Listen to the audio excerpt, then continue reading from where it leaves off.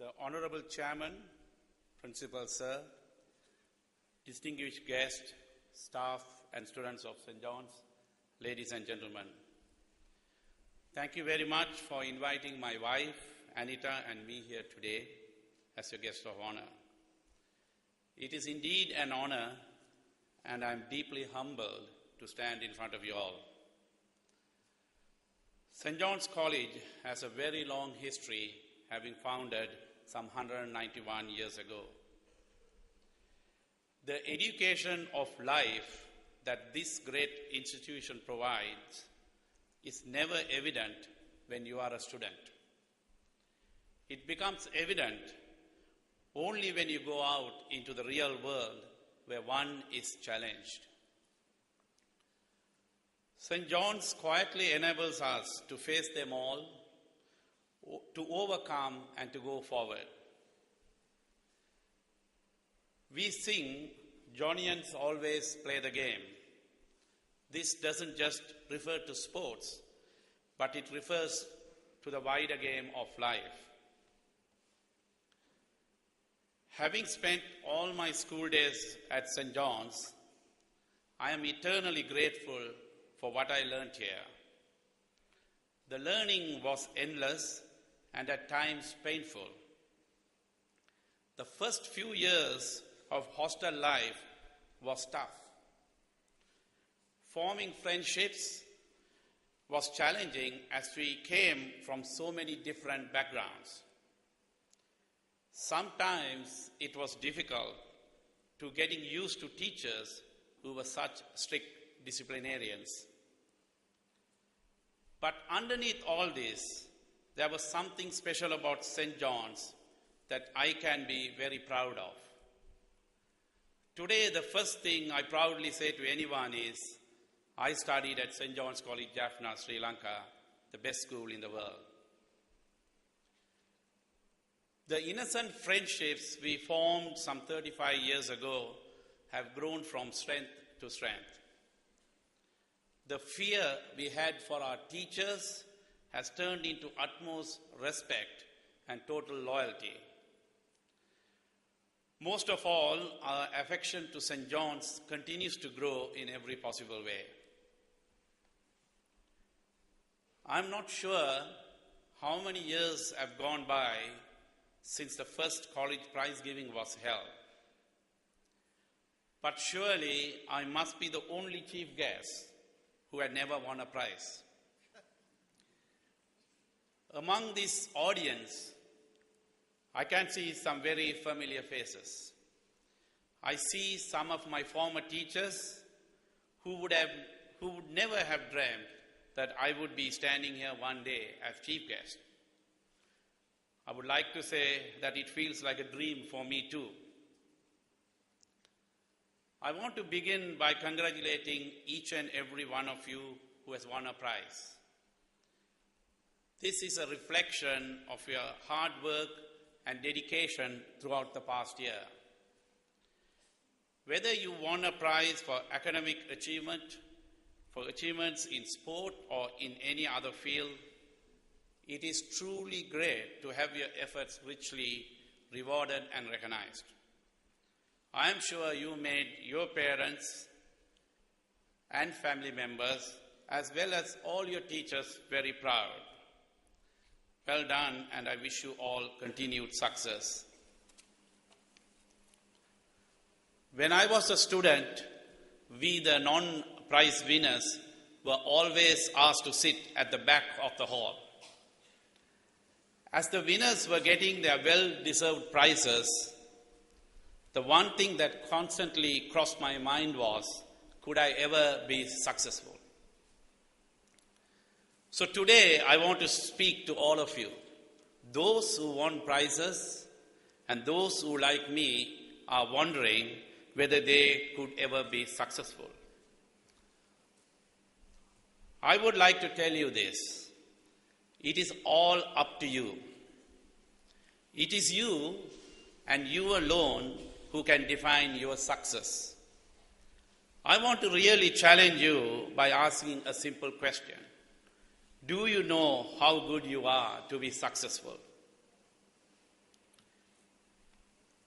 I want to tell you a story, a true story where I was present. It happened on the 24th of April 2007 at Sabina Park, Kingston, Jamaica. It was a very hot and humid day when Sri Lanka cricket team took on New Zealand in the World Cup semi-finals. It is the standout innings of Mahela Jayawardene which I'd like to share with you. The scorecard that day will tell us that Mahela scored 115 runs in 109 balls. But the scorecard will not tell you the hard work that went into getting there, how the innings was formed, how he was patient, how he let go of so many opportunities to score, and how he built partnerships. The scorecard also will not tell you how he used his strengths and used that perfectly to overcome the challenges he faced to build and deliver a great innings. Most importantly, Mahela Jayawardene, the Sri Lankan captain then, believed in himself. He knew he was good enough to deliver a quality innings. That was the key component of his success and of his beautiful innings that day. Well, we all can learn a lot from that. We define our success by what is on the board or by the prizes we win. What success that day was for Taranga was different to what it was for Mahela. Taranga was judged by the explosive start that he gave to the innings, while Mahela was judged for the calm and steady way he settled for a long innings, accelerating at the end. Both of them were successful.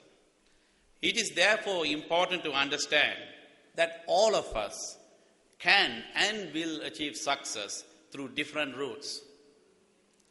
It is my fundamental belief that every one of us has the capacity and capability to achieve success. It does not mean that we become overconfident and arrogant about our talents. It's about believing that we can. When Mahela came to the crease, Taranga was in full flow. The run rate was still around 5, but Sri Lanka's batting was very vulnerable, which even the opposing captain, Stephen Fleming, acknowledged at the toss. Mahela knew that he could join Taranga and start scoring fast. He could have done that, but he didn't. He buckled down and scored very slowly, giving Taranga the opportunity to score very freely. He played carefully so that he could easily pick up his run rate later. That was his strength, and he was aware of that. On the other hand, when I got through my ordinary level examination with much difficulty, I believed that I should try to become a doctor. As you know, this was a prestigious profession. It was then, and I'm sure it is now. I enrolled myself to the bio stream, despite the fact that I had failed biology. My first class was zoology, where I was given a frog to dissect and then to draw it. When I finished drawing, my zoology teacher told me that my frog looked like a goat. Next day, I spoke to the principal and quickly transferred myself out of the bio stream into mathematics stream. I knew my limitations, but I tried to ignore them. Successful people know and acknowledge their limitations. Your limitations will throw you challenges and obstacles. There is no point fighting them. It is better to overcome them, otherwise they will hold you back from achieving success. At the end of the 40th over, Sri Lanka had slowly built their innings to 180 runs for the loss of 4 wickets. Mahela was not out at 40 runs from 74 balls. The commentators were giving him a hard time. They were accusing him of taking too much time, saying that Sri Lanka had a decent platform and now they have messed up. This is what happens in real life too. People will judge us by what they expect from us without realizing that all of us have different paths to achieve success. The world will not know our limitations. The world will not know our strengths.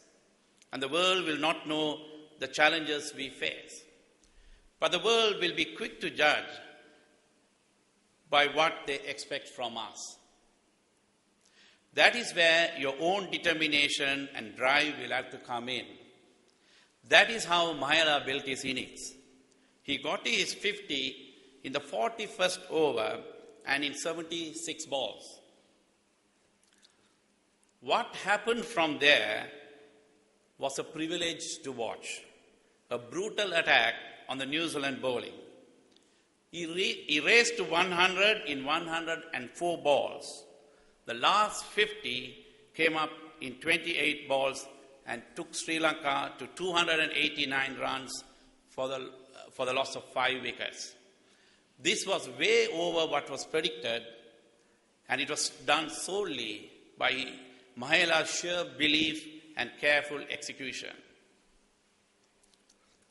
As we go on to live our lives outside the school environment, we will have wickets falling around us. We will have commentators predicting us what we could achieve and commend or condemn the way we bat. The challenge for us is not to allow these external factors to affect us.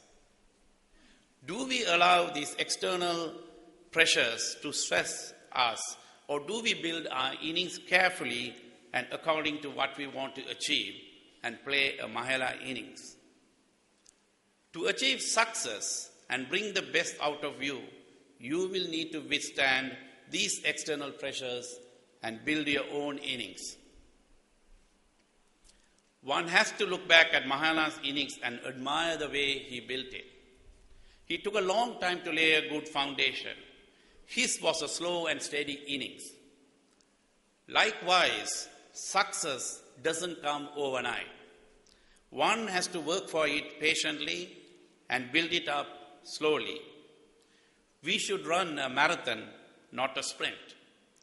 You will need to take your own time, account your own plan and ability, and then go and achieve your own success.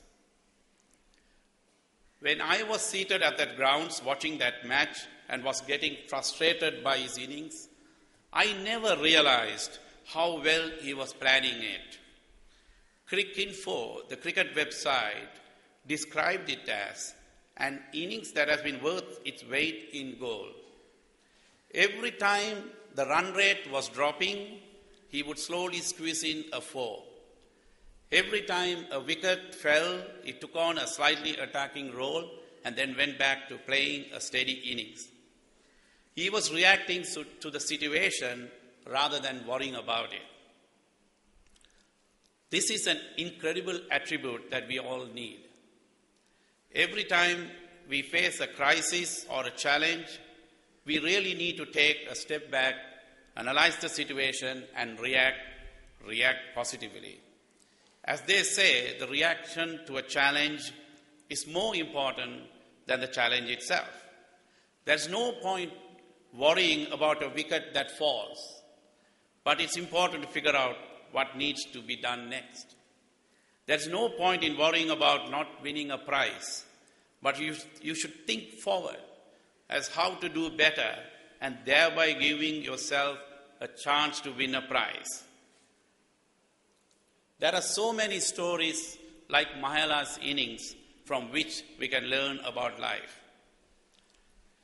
Whether you are a prize winner today or not, there are better and bigger things to look forward to in the future. You will and you can achieve success, by understanding your strengths and limitations, by reacting positively to the challenges, by accepting that your path could be different to that of others, by being patient and building your life over a period of time. And most importantly, by believing in yourself. Before I finish, once again, I would like to thank you all for inviting Anita and me. As I said at the outset, we are deeply touched and humbled to be here. In closing, I would say to all of you again, believe in yourself. You have so much inside you that will make you very successful. Next time, don't ask yourself the question that I asked myself. Assure yourself by saying, yes, I can be successful. And as the great boxer Muhammad Ali once said, if my mind can conceive it and my heart can believe it, then I can achieve it. Thank you very much.